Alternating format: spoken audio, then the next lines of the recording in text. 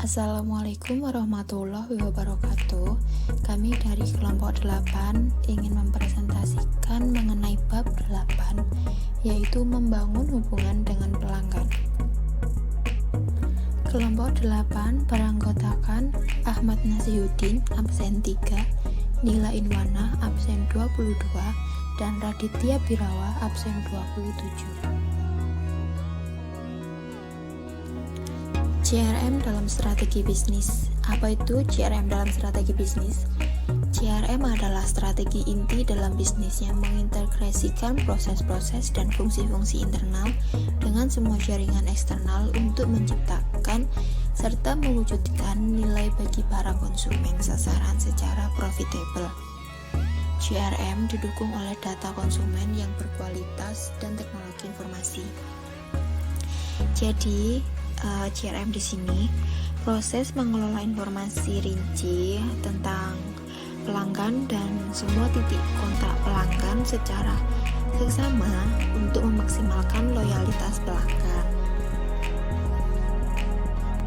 Yang selanjutnya yaitu tujuan strategi CRM.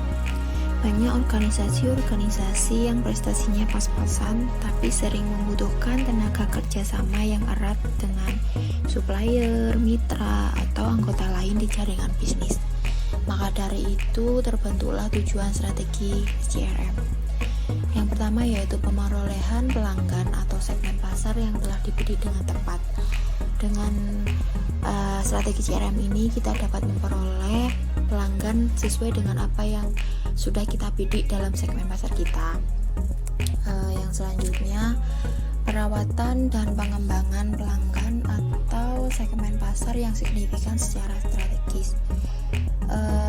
Setelah kita memperoleh pelanggan dengan apa yang sudah kita bidik dengan segmen pasar kita, kita melakukan perawatan dan pengembangan dengan tujuan untuk loyalitas pelanggan terhadap perusahaan kita.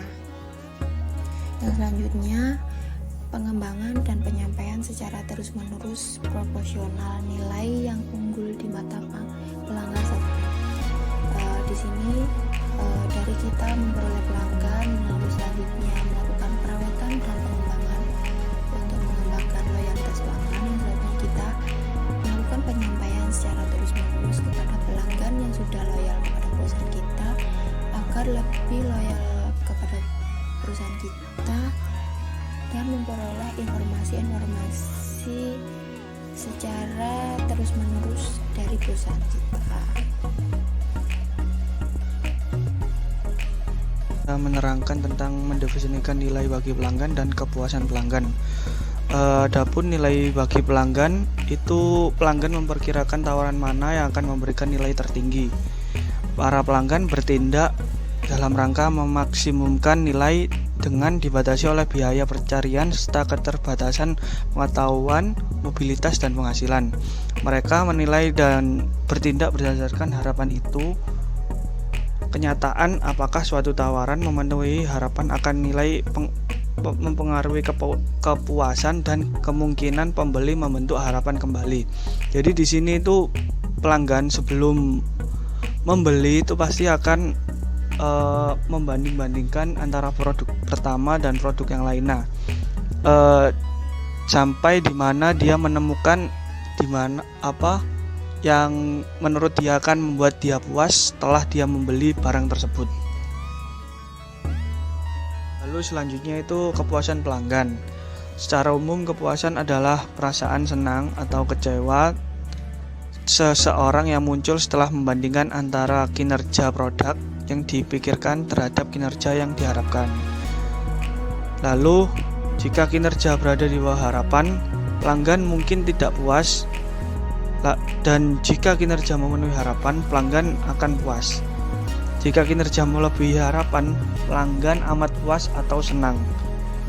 Ya, dari sini bisa disimpulkan bahwa pelanggan itu akan merasa puas jika kinerja atau barang tersebut itu memenuhi harapan dari pelanggan tersebut, dan pelanggan bisa merasa puas apabila sebaliknya jika kinerja itu tidak memenuhi harapan, maka pelanggan tersebut tidak akan merasa puas. Lalu ada pengertian pelanggan. Di sini ada 5 jenis kebutuhan pelanggan yang harus diketahui dan dipenuhi oleh perusahaan. Yang pertama itu kebutuhan yang dinyatakan, seperti pelanggan yang menginginkan mobil yang tidak mahal. Karena kebanyakan orang-orang pelanggan itu pasti akan mencari mobil yang sekiranya itu tidak terlalu mahal, tapi itu bisa dipakai dan nyaman. Lalu yang kedua itu kebutuhan real, seperti pelanggan menginginkan mobil dengan biaya rendah untuk operasinya, bukan harga awalnya. Yang ketiga itu kebutuhan yang tidak dinyatakan, seperti pelanggan mengharapkan pelayanan yang baik dari dealer. Karena pelanggan itu tidak mungkin berharap akan tidak dilayani yang tidak baik oleh dealernya. Pasti mereka itu menginginkan servis yang baik. Lalu yang keempat itu kebutuhan akan kesenangan. Seperti contohnya itu pelanggan akan senang dengan dealer yang memberikan sistem navigasi secara on-board. Yang kelima itu kebutuhan rahasia. Contohnya pelanggan itu ingin terlihat oleh teman-temannya sebagai konsumen yang cerdas. Nah, di sini juga bisa dicontohkan juga sebagai kebanyakan anak-anak muda zaman sekarang itu menginginkan membeli mobil hanya untuk bisa dilihat keren atau semacam itu oleh teman-temannya yang lainnya. Mempertahankan pelanggan. Terdapat 2 cara untuk memperkuat retensi atau bertahannya pelanggan.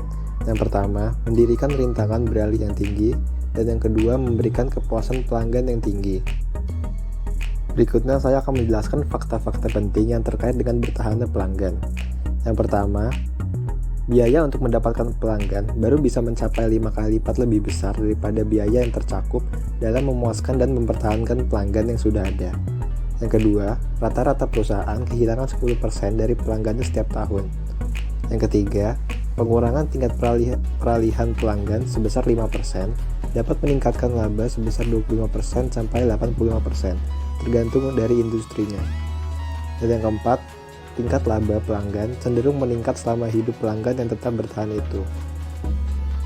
Mengimplementasikan manajemen mutu total atau total quality management. Salah satu nilai utama yang diharapkan oleh pelanggan dari pemasok adalah mutu produk dan jasa yang tinggi. Pada umumnya, pelanggan tidak lagi bersedia menerima atau mentoleransi mutu yang biasa-biasa saja. Jika perusahaan ingin bertahan dalam persaingan, apalagi ingin memperoleh laba, mereka tidak mempunyai pilihan lain kecuali menjalankan manajemen mutu total. Manajemen mutu total adalah pendekatan organisasi secara menyeluruh untuk secara berkesinambungan memperbaiki mutu semua proses, produk, dan pelayanan organisasi. Persaingan toko online yang semakin ketat membuat Shopee melakukan berbagai macam strategi untuk membangun hubungan dengan pelanggan.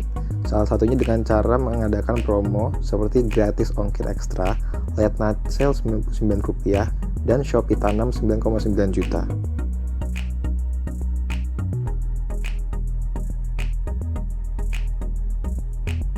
Sekian video kami dari kelompok 8, kurang lebihnya mohon maaf. Wassalamualaikum warahmatullahi wabarakatuh.